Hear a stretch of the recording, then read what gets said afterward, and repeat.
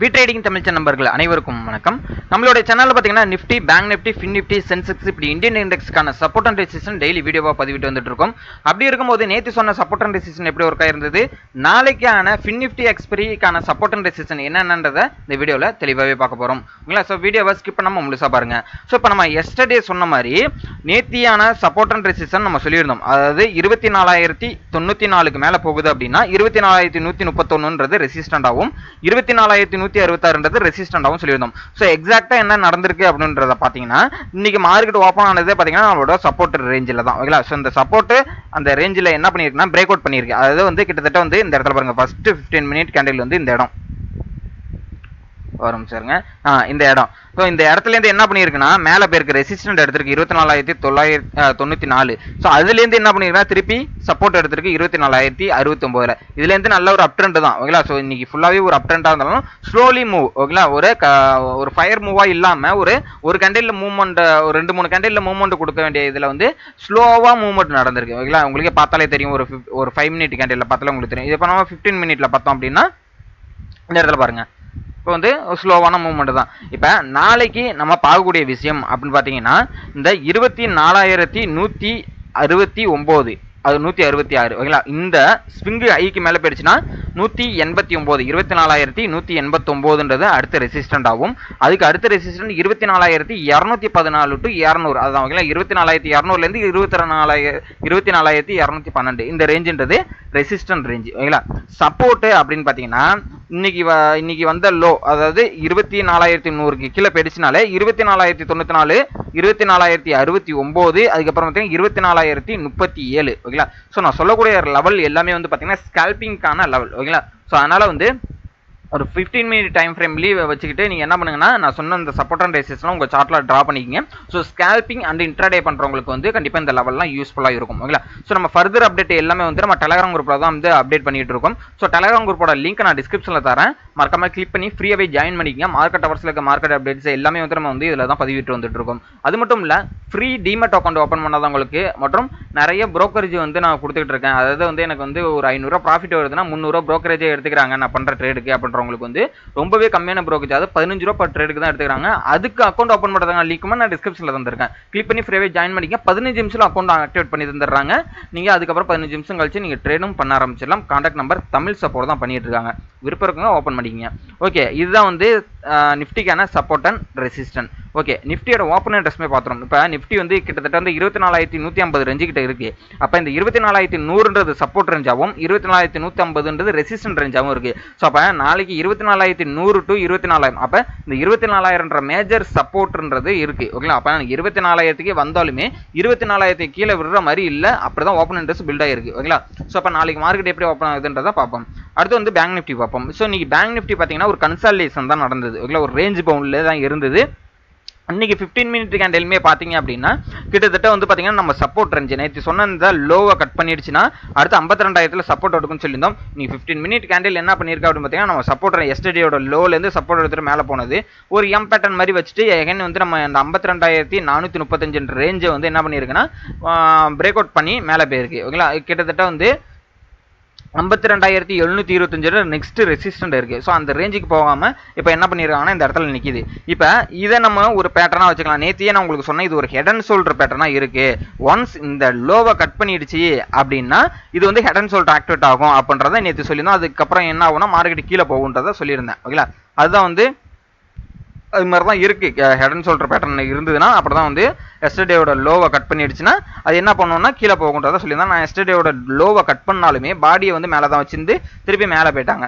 இப்போ நாளைக்கு நம்ம பார்க்கக்கூடிய விஷயம் பார்த்தீங்கன்னா 52,435ன்றது ஒரு சப்போர்ட் ரேஞ்சு. ஸோ இதுலேருந்து சப்போர்ட் எடுத்துகிட்டு போகுது அப்படின்னா 52,725 அடுத்த ரெசிஸ்டன்ட் ஆகும்.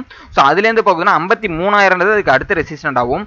அதுக்கும் மேலே போகுதுன்னா 53,352ன்றது அதுக்கு அடுத்த ரெசிஸ்டன்ட் ஆகும். நம்ம வந்து எடுத்துக்கலாம். ஓகேங்களா? ஸோ இப்போ இதை நம்ம ஒரு ரெசிஸ்டன்ட் வந்து என்ன பண்ணலாம்னா எல்லா ஸ்விங்கு ஹையும் நம்ம கனெக்ட் பண்ணி ஒரு ட்ரெண்ட் ஃபார்ம் பண்ணலாம்.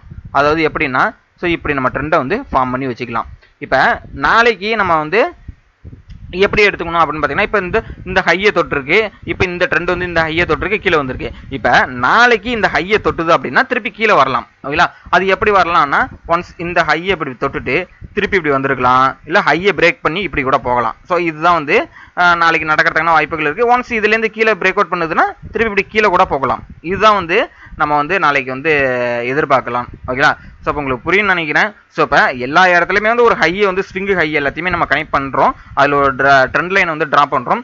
ஸோ மினிமம் ஒரு ட்ரெண்ட் லைன் பார்த்தீங்கன்னா 30 to 40 டிகிரி இருக்கணும். ஸோ இப்போ இந்த ட்ரெண்ட் லைனை வந்து என்ன பண்ணியிருக்குன்னா நம்மளுக்கு வந்து ஒரு 30 to 40 டிகிரிக்கு ஒரு ட்ரெண்ட் லைன் வந்து எல்லா ஸ்விங்கு ஹையும் கனெக்ட் பண்ணியிருக்கும். ஓகேங்களா? ஸோ இப்போ இந்த ஸ்விங்கு ஹை எல்லாத்தையும் கனெக்ட் பண்ணப்ப இந்த ஸ்விங்கு போய் இந்த ஹையை தொட்டுருச்சு அப்படின்னா திருப்பி கீழே வந்து சப்போர்ட் எடுத்துட்டு மேலே போகுது அப்படின்னா நல்ல பிரேக் அவுட். ஒன்ஸ் இந்த இந்த ரெசிஸ்டன்ட் எடுத்துட்டு திருப்பி கீழே வருது அப்படின்னா நாளைக்கு 52,435க்கு கீழே வருதுன்னா இன்னைக்கு வந்து லோ, அதாவது 52,170ன்ற ரேஞ்சுக்கு வரும். அதையும் பிரேக் அவுட் பண்ணுதுன்னா தான் 52,000ன்ற ரேஞ்சுக்கு நம்மளுக்கு வந்து பேங்க் நிஃப்டி வரும்ன்றதை எதிர்பார்க்கலாம். ஓகேங்களா? ஸோ கிளியராக புரியும்னு நினைக்கிறேன். ஸோ அடுத்து பார்த்தீங்கன்னா பேங்க் நிஃப்டி அடுத்தது பார்த்தீங்கன்னா நாளைக்கு வந்து ஃபின்னிஃப்டி எக்ஸ்பிரி இருக்குது. ஸோ ஃபின்னிஃப்டிக்கான சப்போர்ட் அண்ட் ரெசிஸ்டன்ஸ் என்னன்றதை நம்ம பார்த்துருவோம். ஸோ நேற்றே சொல்லியிருந்தா பேங்க் நிஃப்டி எப்படி இதுக்கு வந்து ஒரு ட்ரெண்ட் ஃபார்ம் ஆயிருந்ததோ அதே மாதிரி இந்த இடத்துல என்ன பண்ணியிருக்குன்னா சப்போர்ட் எடுத்துட்டு திருப்பி மேலே போயிருக்கு. நம்மளோட சப்போர்ட் அண்ட் ரெசிஸ்டன்ஸ்ல தான் கரெக்டாக ஒர்க் ஆயிருக்குன்னு வச்சுங்களேன். ஸோ இப்போ கிட்டத்தட்ட வந்து 1.6 நம்மளோட ரீட்ரேஸ்மெண்ட் லெவலில் எப்படி பர்ஃபெக்டாக போய் நிற்கிது பாருங்க. ஸோ அப்போ நாளைக்கு இந்த 23,662 பிரேக் அவுட் பண்ணிடுச்சுன்னா கான்ஃபிடென்ட்டா 23,800ன்ற ரேஞ்சுக்கு வரும்ன்றதை நம்ம எதிர்பார்க்கலாம். இல்லை சார் இதே மாதிரி நம்ம பேங்க் நிஃப்டியில் எப்படி ட்ரா பண்ணோமோ அதே மாதிரி இந்த இடத்துல என்ன பண்ணணும்னா பேங்க் நிஃப்டிக்கு ட்ரா பண்ண மாதிரி பின் நிஃப்டிக்கு ட்ரா பண்ணுவோம். ஓகேங்களா? ஸோ இப்போ நாளைக்கு இந்த 23,662 பிரேக் அவுட் பண்ணிடுச்சுன்னா 23,800 அடுத்து ரெசிஸ்டன்ட் ஆகும். ஸோ அதுக்கப்புறம் கீழே பார்த்தீங்கன்னா இதுக்கு கீழே வருதுன்னா 23,560க்கு கீழே வருது அப்படின்னா கீழே 23,400ன்றது சப்போர்ட் ரேஞ்ச் ஆகும். 23,258ன்றது அடுத்த சப்போர்ட் ரேஞ்சாகவும் இருக்கும் ஃபின் நிஃப்டியை பொறுத்தளவுக்கு. ஓகேங்களா? ஸோ ஃபைனலாக பார்த்தீங்கன்னா மிட் கேப் நிஃப்டிக்கும் பார்த்துருவோம். ஸோ மிட் கேப் நிஃப்டியை பார்த்தீங்கன்னா இந்த சேனல் பட்டன் சொல்லியிருந்தேன்.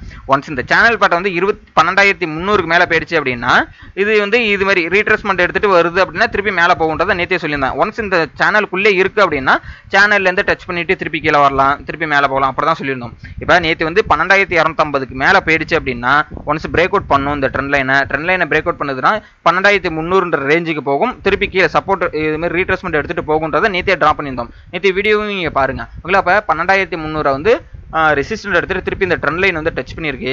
நாளைக்கு இந்த 12,300ன்ற ரேஞ்சுக்கு மேலே போயிடுச்சு அப்படின்னா கான்ஃபிடென்ட்டாக வந்து 12,360க்கு போகிறதுக்கான வாய்ப்புகள் இருக்குது. அதுலேருந்து மேலே போகுதுன்னா 12,400 அடுத்த இமிடியேட் ரெசிஸ்டன்ட் ஒன்று இருக்குது. ஓகேங்களா? ஸோ அதை பார்க்கணும். அப்போ 12,250க்கு கீழே வருது அப்படின்னா திருப்பி இந்த சேனல்லேருந்து கீழே வரும். அந்த சேனல்லேருந்து கீழே வருது அப்படின்னா 12,150ன்றது அடுத்த சப்போர்ட்டாக இருக்கும். ஓகேங்களா? ஸோ இதுதான் வந்து மிட் கேப் நிஃப்டிக்கான சப்போர்ட் அண்ட் ரெசிஸ்டன்ஸ். ஓகேங்களா? உங்களுக்கு வந்து இப்போ நாளைக்கு 50 பாயிண்ட்டுக்குள்ளே மார்க்கெட் எந்த பக்கம் போகுதுன்னு தெரிஞ்சு போயிடும். அப்போ 12,250க்கு கீழே போகுது அப்படின்னா அந்த சேனலுக்குள்ளே வந்துடும். அதே 12,300க்கு மேலே போகுதுன்னா அதுலேருந்து 60 பாயிண்ட் ஆனால் 12,360க்கு போகும். இதுதான் வந்து மார்க்கெட் வந்து காமிக்குது. நம்மளுக்கு வந்து மிட் கேப் நிஃப்டி வந்து இப்படி தான் இருக்குது, ஃபார்ம் பண்ணி வச்சிருக்காங்க. ஓகேங்களா? ஸோ அப்போ நாளைக்கு மார்க்கெட் எப்படி ஓப்பன் ஆகுது, அதுக்கான மார்க்கெட் ஓப்பன் அதுக்கப்புறம் வந்து அடுத்தடுத்த அப்டேட் எல்லாமே வந்து நம்ம டெலகிராம் குரூப்பில் வந்து அப்டேட் பண்ண போகிறோம். அதனால் டெலகிராம் குரூப்பில் ஜாயின் பண்ணிக்கிங்க. ஃப்ரீ டிமெட் அக்கௌண்ட்டும் ஓப்பன் பண்ணிக்கிங்க. உங்களுக்கு கோர்ஸ் அதாவது வந்து பேசிக்ஸ் நாலேஜ்லேருந்து எனக்கு அட்வான்ஸ் லெவல் வரலையும் எனக்கு வந்து கற்றுக் கொடுத்துக்கிட்டா நான் வந்து நல்லா கற்றுக்கிட்டு நான் ட்ரேட் பண்ணணும் அப்படின்னு நினைக்கிறவங்களுக்கு வந்து நம்ம கோர்சஸும் ப்ரொவைட் பண்ணிட்டு இருக்கோம். கோர்சஸ்க்கான டீட்டெயில் எல்லாமே டெலகிராம் குரூப்பில் வந்து அப்டேட் பண்ணிட்டு இருக்கோம். ஸோ விருப்பம் இருக்கவங்க வந்து கோர்ஸ் பை பண்ணி நீங்கள் கற்றுக்கிட்டு ட்ரேட் பண்ண ஆரம்பிக்கலாம். ஓகேங்களா? ஸோ இந்த வீடியோவை உங்களுக்கு பிடிச்சிருந்ததுன்னா லைக் பண்ணுங்கள். உங்களோட ஃப்ரெண்ட்ஸ் யாராவது ட்ரேட் பண்ணியிருந்தாங்கன்னா அவங்களுக்கும் ஷேர் பண்ணி விடுங்க. உங்களுக்கு வேறு ஏதாவது டவுட் இருந்ததுன்னா கமெண்ட் பாக்ஸில் சொல்லுங்கள். கண்டிப்பாக நான் வந்து ரீப்ளை பண்ணுறேன். தேங்க்யூ நம்பா.